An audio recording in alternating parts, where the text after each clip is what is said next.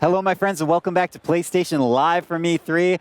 It's been a good day so far. I am joined by Meredith once again. Thank you. And I am joined by Darren from Epic Games. Hello, sir. Hey, thanks for having me out here. It's our pleasure. Welcome to the program, and welcome to Fortnite, because we are talking about a game I'm amped about.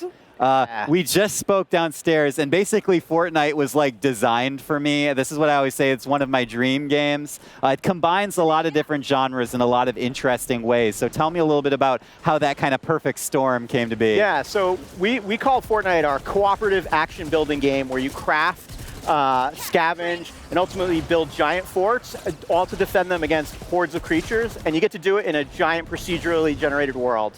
It's like every word in there is like, it's like custom built. Science Tailored. list. Darren is like measuring my sleeves. He's like, this looks like the right kind of game. And you know what? It's been, you guys have been developing it for a while, and you guys have probably learned some lessons along the way. What evolved it and brought it to where it is today? Let's see. I think the biggest thing that's changed through participation with our community is we used to have world ownership be held by a single player. So that would be if you spent 20 hours in a world and then I came and visited you, I would lose all my stuff. And everyone's like, Minecraft works that way. There's actually a lot of games that actually have that world ownership. But man, every time we're like, we want to make co-op, and so like it was kind of a little bit rough when you would join stuff and you lose all your equipment, all the stuff you had earned. So we went back to the drawing board a little bit, and now the world's like, we host all the worlds, so therefore you can bring your stuff to any person's game, and I would say that's a big transformation from the old days of one of the things we learned is like, people don't like losing stuff, they want to bring their stuff everywhere. I know it sounds obvious. People don't like losing it sounds stuff. obvious, but initially that wasn't how the game worked. That's what game design is all about though, man, right? It's like finding what works and what doesn't. Yeah. And you guys have this amazing loot system, which I want to talk about. I want to talk about the fort building. But really at the core, it's about repelling these huge waves of monsters, right? Yep. Can you tell people a little bit about how that's designed, like what the moment-to-moment is like for action? Yeah, so the moment-to-moment, you start by gathering all your materials. You've got to get crafting ingredients to build your guns, get your ammunition ready, and then have enough resources to build your forts. And we have a huge array of different mission types, everything from rescuing people, which focuses more about like exploration, or we have build missions where it focuses around actually building, makes sense, right? And then we have missions like our Fight the Storm, which is an amalgam of all of those, where you've got to gather resources, build a base, and then you throw a switch, and that summons the storm, and that's where all the creatures come from. And those creatures try to come and destroy it, and the players have to hold the line. And the creatures are crazy. There's artillery, propane tank huts. They carry little propane tanks, and they try to get close to your base. You've got to destroy them beforehand. So yeah, and it's like, and so we dump all these tools in the hands of the player. We let them play the way they want and basically solve the mission.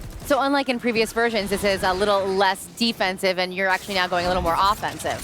We over time have actually grown that. We started from that core fortress defense, but people like to hey, I want to clear out this monster encampment. So there are people who just like to shoot things. We incorporated mission stuff to that. Go figure. Talk a little bit about the monster design, because they have a very unique look. Yeah. Yeah, we went through a couple of iterations of that, and we started out with a very grim and gritty concept many years back, and it was like they were awesome and amazing, at least to my eye. But some of the artists were like, no, we really want to push ourselves out of this box and do stylization, and then that's where this came to be. And the creature design now is a bit more fun, vibrant. They're still a little grim. I won't say why. Sometimes people don't know why they're a little grim. But the flip side is that they also are fun, and they're sort of a little cartoony at times, and that's cool. And on the flip side, that stylization and that color goes into the characters and the heroes as well, which is a huge part of Fortnite that I have to hear you talk about, because it also is right up my alley. Yeah. So the hero development was super cool. Like we evolved out of a little bit of like our current day survivors, the people that you rescue, sort of represent the inhabitants of Fortnite. And once upon a time, you could play as those guys, but we're like, we really wanted to make our guys feel a little bit more super heroic. We got our classes into the game. We've got 4 classes. We've got the ninja, which has double jumping, and our constructor, which allows us to amplify building. It allows you to they basically reflect damage or auto repair walls, or the Outlander allows you to see treasure through walls while they're exploring. Cool. Or the Commando right? And if you like to explore, that's your class. and then our soldier, which is a sort of the run and gun class for the people that like to shoot things, throw grenades. But all those things, once we had those concepts, we were like, well, we want these guys to be bigger, tougher, and they feel like they are special and unique. So that's where this new iteration of the hero designs and where you see our new art. Can the monsters actually attack your forts and destroy them? And is there a way for you to rebuild certain parts, or do you have to start all over again? So that's a great question. So we've got basically two different aspects of the game. We have our mission areas where you join up with other players and you go and execute a mission. Those missions are like you just get a session together, you go into that procedurally generated world, and you save people or shoot a giant laser into the storm and dispel it. Or you go back to your home base, and that's your area where you can persistently build, and you can bring resources back and grow that fortress over time. And the bigger the area that you hold with that fortress, the more the map unlocks. So we have a best of both worlds where it's like, yeah, this is the area where and then you can invite your friends in to play that too. But that's where you can go and nest. Let's talk about the glowing blueprint that you hold when you're building, because it's my favorite thing. But also, we're kind of seeing in this footage, and we were seeing in that footage, the ability for you to build, construct, and kind of customize on the fly, which is interesting to me because that's a design challenge, right? To be able to, hey, I need to be fighting. I also need to be able to quickly rebuild and repair my fort. I mean, how did your designers and the UI folks tackle that challenge? Yeah, I mean, that was one of the things we really wanted to land relatively early, and the design pattern that you saw allows players to just edit that 3x3 squares and create different pieces. So they can be like, if you want to build a door, you remove 2 pieces. You want to build a window, you remove 1. And it's basically that simplicity allows players to sort of master building. And then the same thing is true when you want to repair a hole in your fort. It's easy to hold a pattern, just stamp it down, and you can make things quite quickly in the world.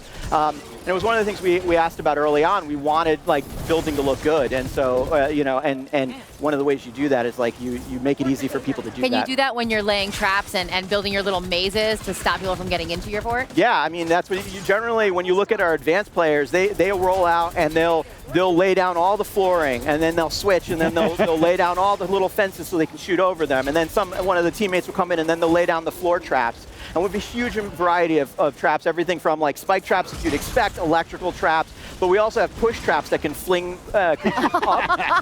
Or and our expert players, they'll be able to fling creatures into the air and then hit them with another trap and then knock them off cliffs. So we allow the players, again, the tools are up to them to what they do, and the procedural worlds let them play around with that. That's so fun. Before we let you go, I have to ask about loot. I mean, tell me about that sweet, sweet loot, because you guys really emphasized that in the big trailer that came out recently. I got to know. Yeah, so we have a loot system. It's pretty deep. It's RPG. It's for those people that are like the Diablo style of rarity, from common to legendary. That's the kind we have, and you are able to earn schematics. And those schematics are the plans that you are able to build in the world. And so you can level them up, and they have different rarity, and then basically you carry those with you throughout the game. And one of the cool things, at least we think so, for co-op, allows you to craft those guns, and then you can give them to other players. So if you have a huge library of schematics and your buddy is over there and he's like, I'm just starting, it's like, it's okay. You can give them a cool gun and they can run around and shoot it. We wanted to incorporate that level of cooperative into the game. Everything that I want. And I think you guys made some announcements today about a couple little PlayStation goodies. Maybe you could, if you don't mind going into it. Oh yeah, that's right. For PlayStation, we are doing a set of heroes that are all dressed in their PlayStation blues. So you can see them. They look pretty cool. They sort of let you rep your PlayStation heroes, basically. They're pretty awesome looking. All right, awesome. Sweet. Well, you know what else I think is awesome? You and this game. So I really appreciate you coming on and telling us about it. Meredith, thank you so much for joining me again. My pleasure. And ladies and gentlemen, that was Fortnite, and we will actually have a little more detail about what Darren was referring to on PlayStation Blog. So go to PlayStation.blog to check it out later tonight. And we have more coming to you tonight from PlayStation Live from E3. Do not go anywhere. Stay with us. PlayStation